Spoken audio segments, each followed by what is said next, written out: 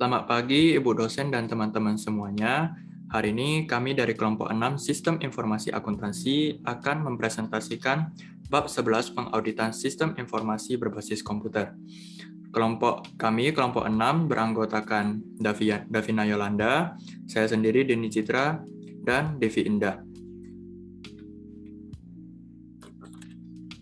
Baik, kami akan melanjutkan presentasi bab 11 dari subbab audit sistem informasi tujuan 4 yaitu pemrosesan komputer. Pengolahan data dan pengujian. Satu cara untuk menguji sebuah program adalah memproses satu set hipotesis atas transaksi yang valid dan tidak valid. Program tersebut seharusnya memproses seluruh transaksi valid dengan benar dan menolak semua yang tidak valid. Data yang tidak valid termasuk catatan hilang, field-field yang memuat jumlah besar yang tidak rasional, nomor akun, atau kode pemrosesan yang tidak valid, data non-numerik dalam field numerik, dan catatan yang di luar urutan. Sumber daya berikut ini berguna ketika mempersiapkan pengujian data, yaitu sebuah daftar atas transaksi-transaksi aktual, transaksi-transaksi pengujian yang digunakan perusahaan untuk menguji program, dan sebuah tes pembuatan data atau tes data generator yang menyiapkan data pengujian berdasarkan spesifikasi program. Berikutnya, teknik-teknik audit bersamaan. Oleh karena transaksi-transaksi dapat diproses dalam sistem online tanpa meninggalkan jejak audit, maka bukti yang dikumpulkan setelah data diproses tidaklah cukup untuk tujuan audit. Selain itu, karena kebanyakan sistem online memproses transaksi secara terus-menerus, maka akan sulit untuk menghentikan sistem guna melakukan pengujian-pengujian audit. Oleh karena itu, para auditor menggunakan teknik audit bersamaan atau concurrent audit techniques untuk secara terus-menerus mengawasi sistem dan mengumpulkan bukti-bukti audit sementara data asli atau live data diproses selama jam pengoperasian reguler. Teknik-teknik audit bersamaan merupakan teknik yang memakan waktu dan sulit digunakan, namun tidak akan demikian bila digabungkan saat program dikembangkan. Para auditor biasanya menggunakan 5 teknik audit bersama sebagai berikut, yaitu yang pertama ada Integrated Test Facility atau ITF, ada teknik snapshot atau snapshot teknik, yang ketiga System Control Audit Review File atau SCARF, yang keempat ada Audit Hooks, dan yang terakhir atau yang kelima adalah Continuous and Intermittent Simulation atau CIS. Berikutnya mengenai analisis atas logika program. Jika para auditor mencurigai bahwa sebuah program memuat kode yang tidak diotorisasi atau kesalahan serius, sebuah analisis mendetail atas logika program mungkin diperlukan.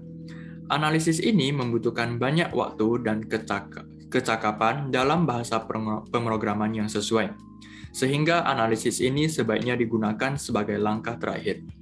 Para auditor menganalisis pengembangan, pengoperasian, dan pendokumentasian program, demikian juga pada cetakan dari kode sumber.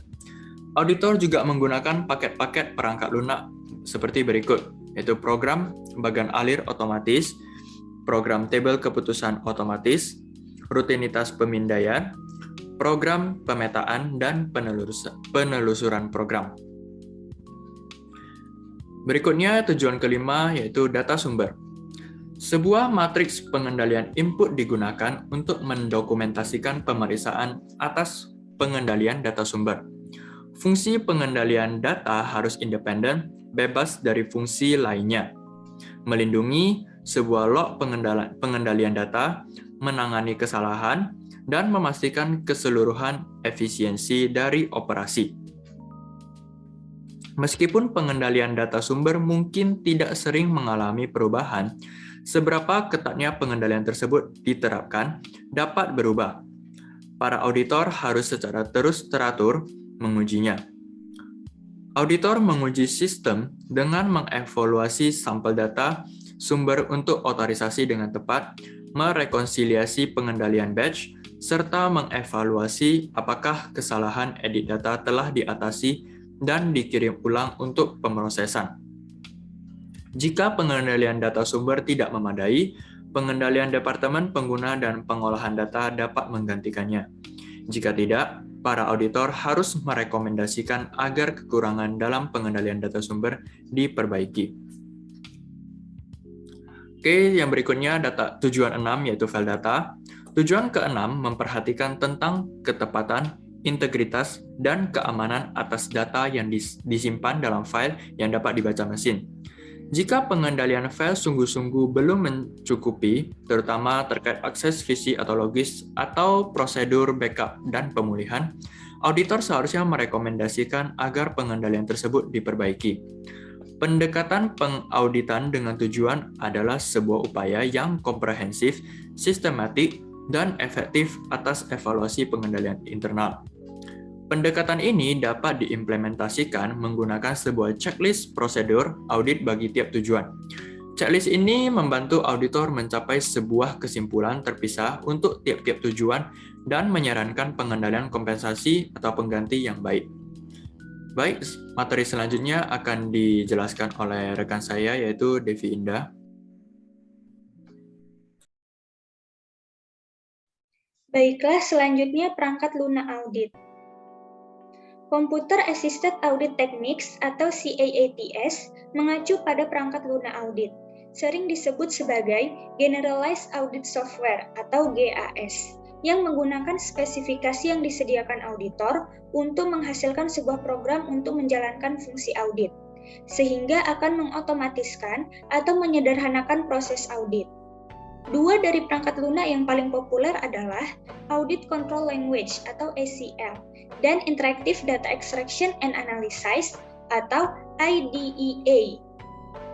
CAATS sangat sesuai untuk memeriksa file data yang besar dalam mengidentifikasikan catatan yang memerlukan pengawasan audit lebih jauh.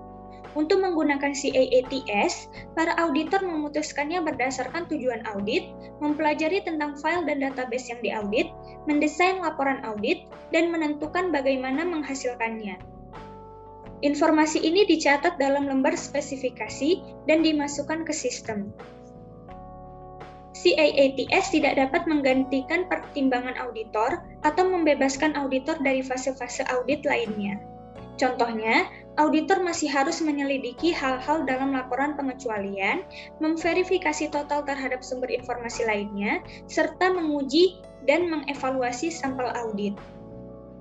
CAATS akan sangat bernilai bagi perusahaan-perusahaan yang memiliki proses rumit, operasi terdistribusi, volume transaksi tinggi, atau memiliki banyak jenis aplikasi dan sistem.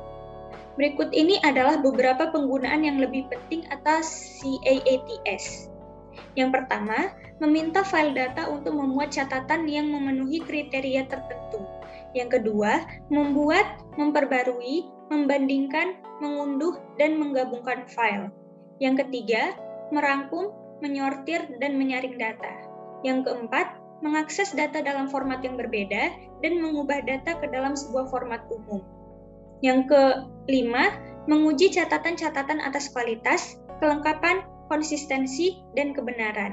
Yang keenam, membagi catatan berdasarkan tingkatan, memilih, dan menganalisis sampel statistis. Yang ketujuh, membuat kertas kerja elektronik, dan lain sebagainya. Lalu, audit operasional sistem informasi akuntansi. Teknik dan prosedur yang digunakan dalam audit operasional serupa dengan audit atas sistem informasi dan laporan keuangan. Perbedaan dasarnya adalah lingkup audit. Sebuah audit sistem informasi ditunjukkan pada pengendalian internal dan audit keuangan atas output sistem. Sedangkan audit operasional meliputi seluruh aspek atas manajemen sistem. Sebagai tambahan, tujuan dari audit operasional termasuk mengevaluasi efektivitas, efisiensi, dan pencapaian tujuan. Langkah pertama dalam audit operasional adalah perencanaan audit. Pada suatu waktu saat lingkup dan tujuan audit ditetapkan, sebuah persiapan tinjauan sistem dilakukan, dan sebuah program audit tentatif disiapkan. Kemudian langkah selanjutnya, pengumpulan bukti, termasuk aktivitas-aktivitas sebagai berikut. Yang pertama, memeriksa kebijakan dan dokumentasi pengoperasian Yang kedua, mengonfirmasi prosedur-prosedur dengan manajemen dan personel pengoperasian. Yang ketiga, mengobservasi fungsi-fungsi dan aktivitas-aktivitas pengoperasian. Yang keempat, menguji ketepatan atas informasi pengoperasian. Yang kelima, memeriksa rencana serta laporan finansial dan pengoperasian. Dan yang keenam, menguji pengendalian. Pada tahap pengevaluasian bukti, auditor mengukur sistem terhadap salah satu sistem yang mengikuti prinsip-prinsip manajemen paling terbaik. Satu pertimbangan terpenting adalah bahwa hasil dari kebijakan dan praktik manajemen lebih signifikan dibandingkan kebijakan dan praktik itu sendiri. Oleh karena itu, jika hasil baik dicapai melalui kebijakan-kebijakan dan praktik-praktik yang secara teoritis kurang baik, auditor harus mempertimbangkan dengan cermat apakah peningkatan yang direkomendasikan secara substansi akan meningkatkan hasil. Auditor mendokumentasikan temuan-temuan dan kesimpulannya serta mengomunikasikannya pada manajemen. Demikianlah presentasi kami dari kelompok 6. Sekian dan terima kasih.